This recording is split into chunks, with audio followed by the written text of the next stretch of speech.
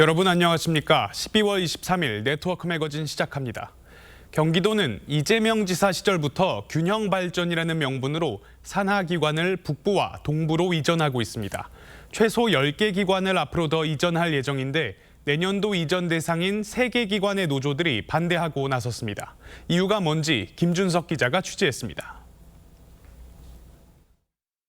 북부 주민과의 약속, 공공기관 이전은 계획대로 속도감 있게 추진하겠습니다.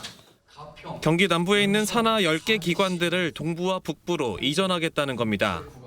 당장 내년 3개 기관 이전 예산 약 120억 원이 이번 달 도의회 심의를 통과할 예정입니다. 하지만 해당 기관 노조들이 이전에 반대하고 나섰습니다. 우리도 노동자이며 그리고 도민인데 왜 우리들의 목소리는 한 번도 들어주지 않느냐. 노조 측은 이전 추진 근거와 균형 발전 효과도 불분명하다고 주장하고 있습니다. 이미 이전을 마친 시장상권진흥원에선 직원들의 퇴사가 이어지고 있습니다. 올해만 10명이 통근 불편등을 이유로 그만뒀는데 이는 전체 직원의 12%가 넘습니다. 양평이 사실 외진 곳에 있어서 양평에서 서울을 가거나 경기도를 가거나 이런 시간도 많이 걸리고 고속버스 터미널 가서 보시면은 버스가 없어요. 경기도는 3년 전부터 이미 추진된 정책이고 경기 북부도민들과 한 약속이라 기관 이전을 이어갈 수밖에 없다는 입장입니다. TV조선 김준석입니다. 만년 적자였던 무안국제공항의 이용객이 전년 대비 40% 넘게 증가해 모처럼 활기를 띠고 있습니다. 해외여행 수요에 맞춰 일본과 대만 등 신규 국제 노선 취항이 늘어나고 있는데 청주공항처럼 흑자 전환이 가능할지 박건우 기자가 취재했습니다. 탑승 대기석이 일본으로 출국하려는 승객들로 북적입니다. 주차장도 이미 해외로 떠난 승객들의 차량으로 꽉 찼습니다. 이렇게 해외로 갈 수 있는 이런 비행기가 있어서 편하게 부담 없이 올 수 있어서 좋았어요. 무안공항에는 지난 2일부터 일본은 물론 대만 등을 매일 운항하는 노선이 생겼습니다. 이로써 올해 동절기 운항 국제노선은 9개국 18개로 지난해 6개국 11개에 비해 크게 늘었습니다. 올해 공항 이용객은 지난해보다 40% 증가한 37만 명이 넘었습니다. 호남 지역 여행 수에 맞춰 신규 노선을 개설하게 되었고 인천까지 가지 않고도 무안공항을 이용하시면서 편리하게. 전라남도는 이용객 100만 명을 목표로 면세점 등 편의시설을 확충할 계획입니다. 편의시설도 지금보다는 훨씬 더 좋은 시설이 될 수 있게끔 노선을 다변화도 시키면서 무안공항은 해마다 100억 원이 넘는 적자를 기록하고 있습니다. 흑자 전환을 위해서는 이용객이 최소 250만 명에 달해야 해 아직 갈 길은 멉니다. 하지만 올해와 같은 이용객 상승 추세를 이어가고 광주공항과 통합한다면 가능성이 있다는 분석이 나옵니다. TV조선 박건우입니다. 이른바 교통올림픽으로 불리는 지능형 교통체계 ITS 세계총회가 2026년 강릉에서 열립니다. 국내 중소도시로는 처음인데요. 강릉시가 이에 맞춰 지능형 교통체계를 구축했다는데 어떤 모습인지 이승훈 기자가 전해드립니다. 도로 전광판에 교통정보가 표시됩니다.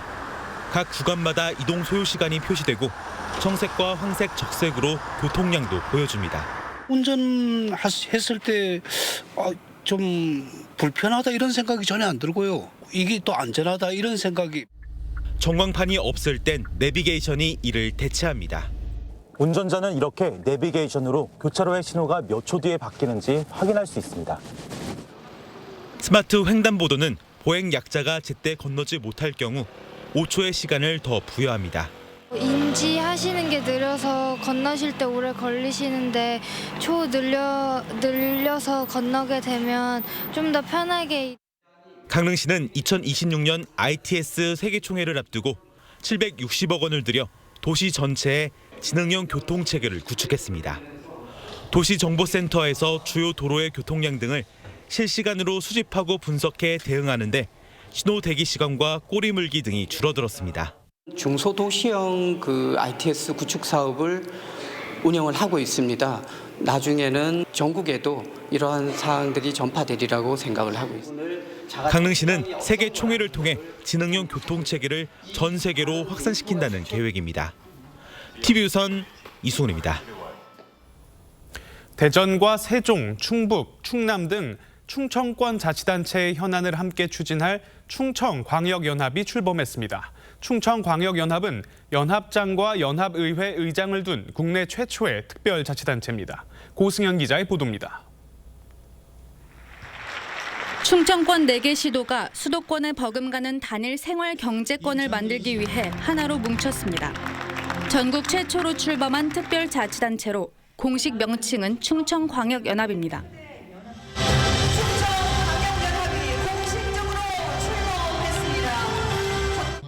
행정협의회와 달리 충청광역연합은 별도 인사와 조직, 조례와 규칙 제정권을 가지고 있습니다.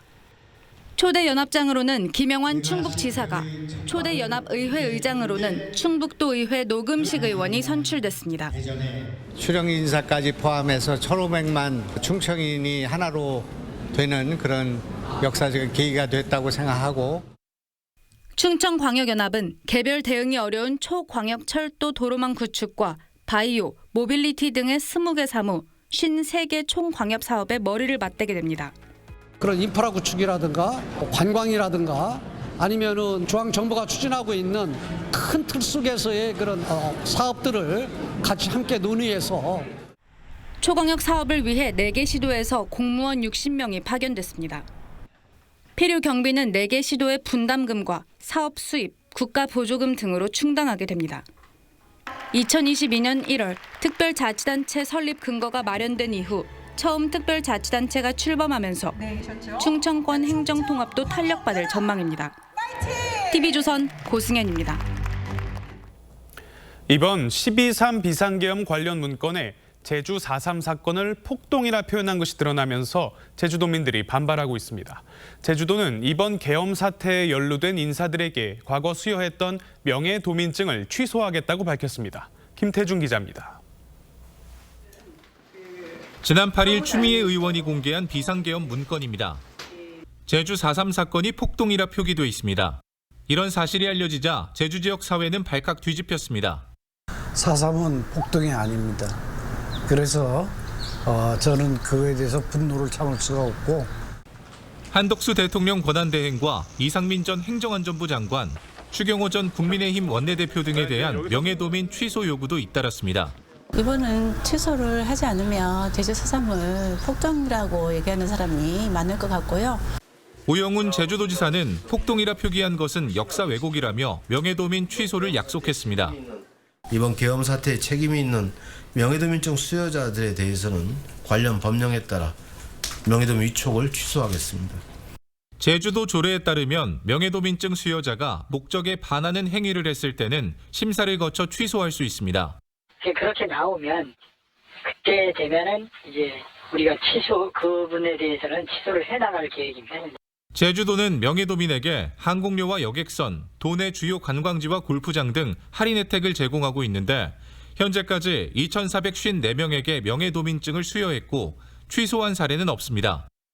TV조선 김태준입니다. 충청북도는 광역지자체 가운데 유일하게 지난해 출생아 수가 늘었습니다.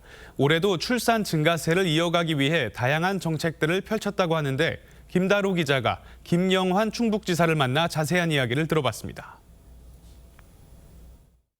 지사님 안녕하십니까? 안녕하십니까?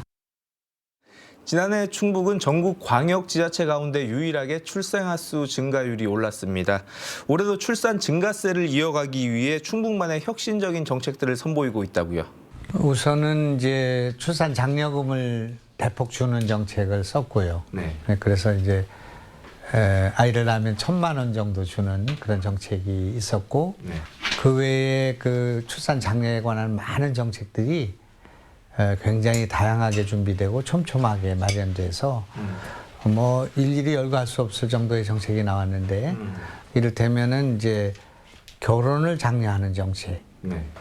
또 이 출산을 했을 경우에 그 지원하는 정책, 그다음에 육아, 돌봄, 그다음에 그 다둥이들에 대한 정책, 이걸 포함해서 종합적인 정책이 마련됐기 때문에 하나하나 말씀드리긴 어렵습니다만은 아이를 낳는 것이 국가유공자다. 그리고 아이를 낳아주면 우리 도가 길러준다.